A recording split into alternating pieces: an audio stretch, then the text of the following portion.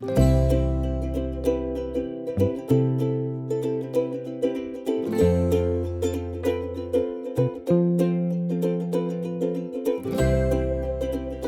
bienvenue sur l'art du fait maison. Aujourd'hui, j'allais consacrer une vidéo sur la manière dont on peut percevoir un peu le compost au jardin, le compostage au jardin, de quelle manière moi je l'utilise et surtout comment on peut faire en fait pour amener de la fertilité à son sol sans compost. C'est la raison pourquoi j'ai appelé cette vidéo, pourquoi je n'utilise pas de compost dans mon jardin. Il ne faut pas mal interpréter ce que je veux dire. Ce n'est pas mal d'utiliser du compost au jardin. Ce n'est pas une faute. Il y a des gens qui ont beaucoup de succès à faire ça.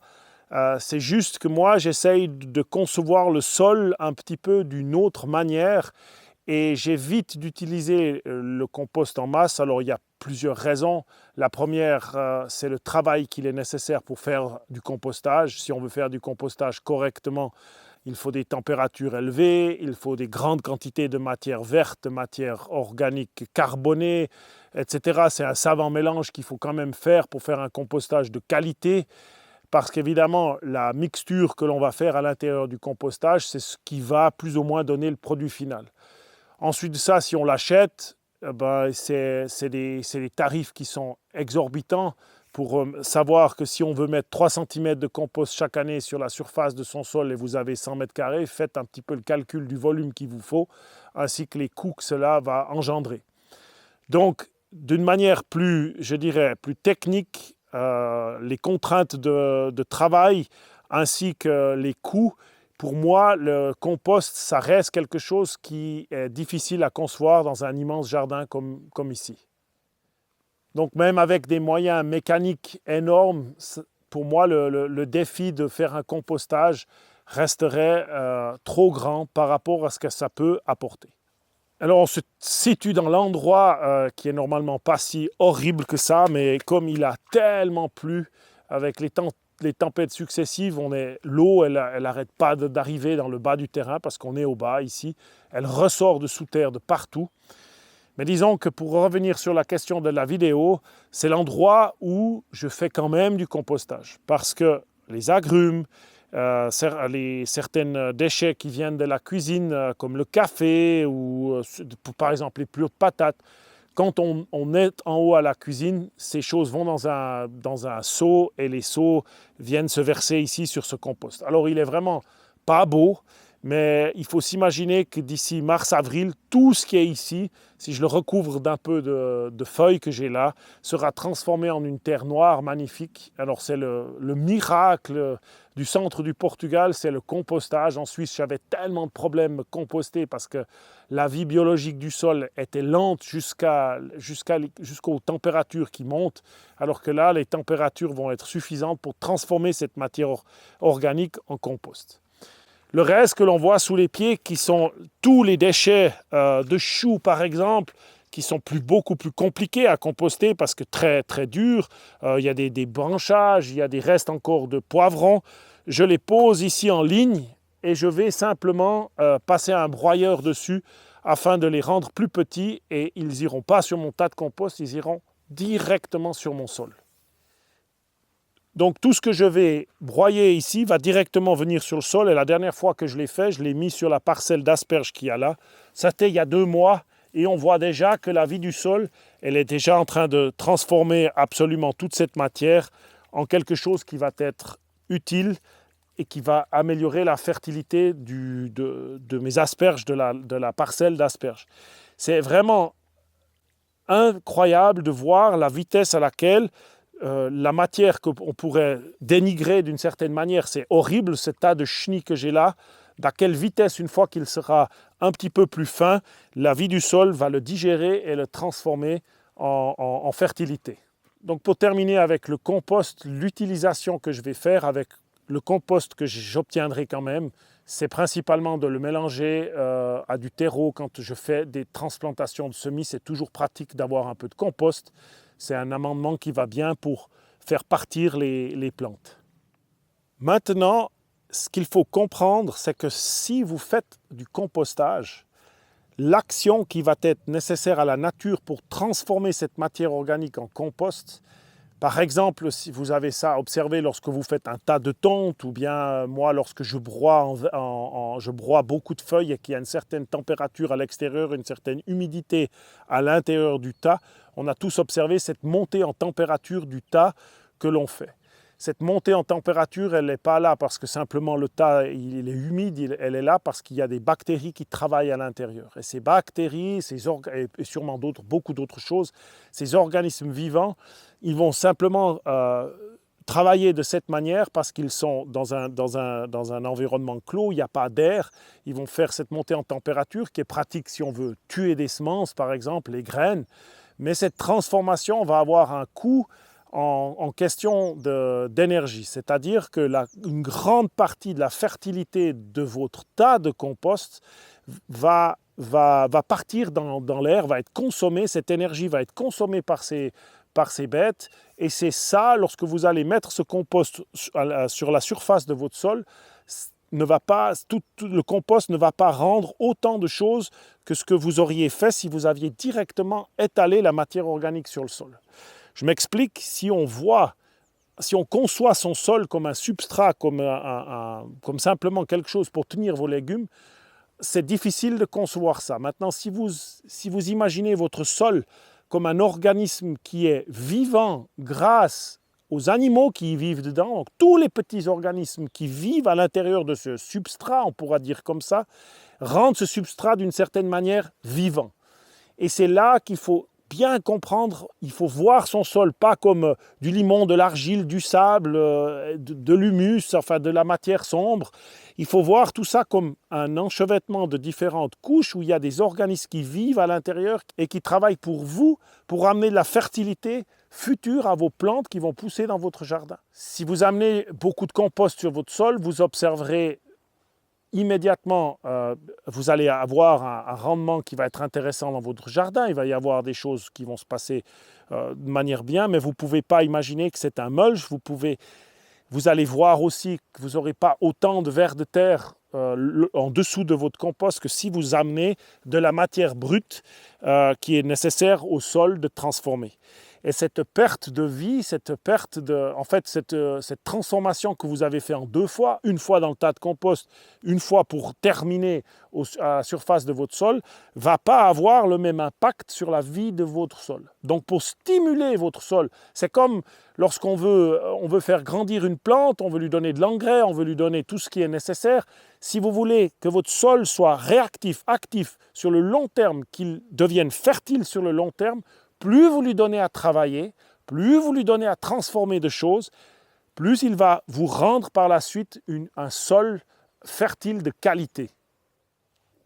Après maintenant 3 années complètes d'un cycle où j'ai mis plus que une fois par année de la matière organique sur la serre, parce que c'est une culture intense et c'est surtout un environnement bien déterminé où je peux maîtriser l'enherbement plus facilement.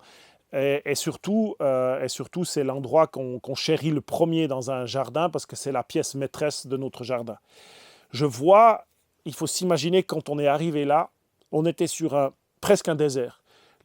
Le sol était mis à nu chaque année, brûlé par le soleil, lavé par la pluie pendant l'hiver. Même l'herbe avait de la peine à pousser. C'était vraiment impressionnant de voir à quel point la détérioration était grande. Et d'ailleurs, j'ai parlé avec la personne qui s'occupait sur l'ordre de l'ancien propriétaire qui n'utilisait pas la ferme, simplement de passer les disques chaque année sur le sol pour justement empêcher les incendies.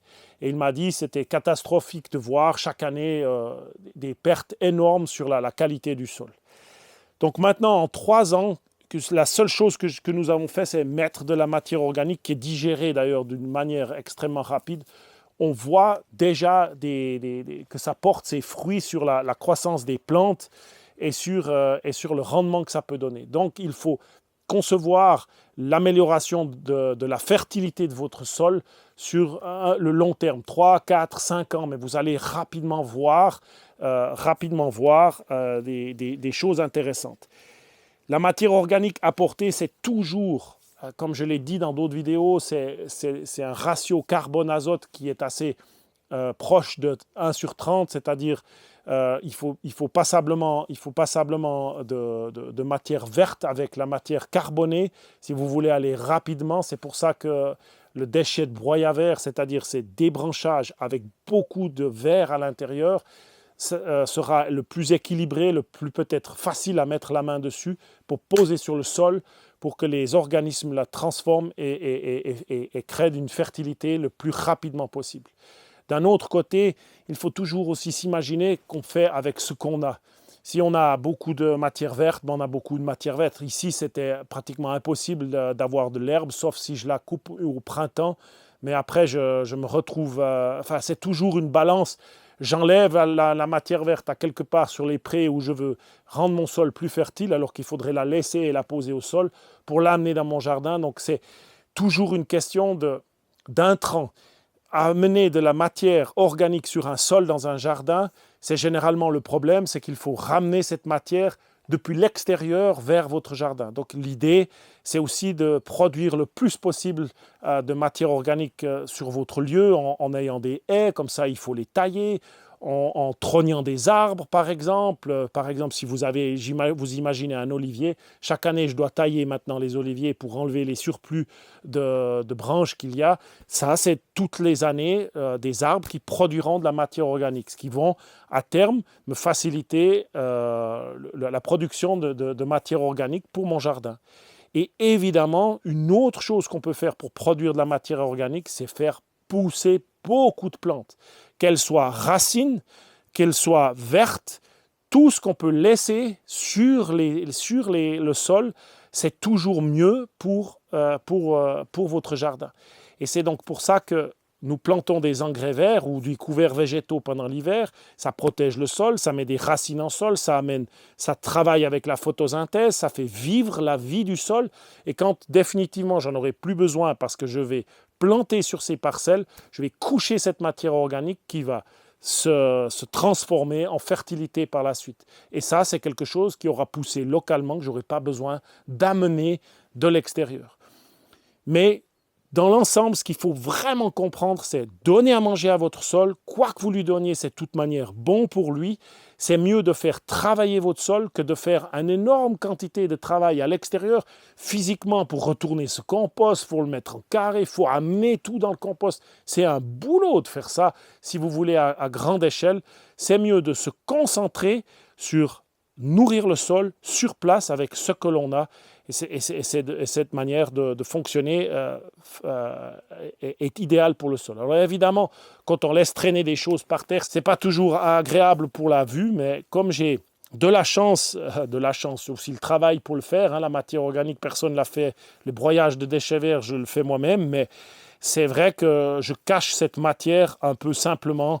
Lorsque j'en ai, je la laisse sur place et puis après je vais mettre une couche de déchets de broyat vert. C'est généralement des branchages d'olivier, des coupages de trogne, des choses comme ça que je vais les recouvrir et comme ça ne se voit plus et ça va se détériorer très vite sur la fine couche que j'ai mis de déchets de broyat vert.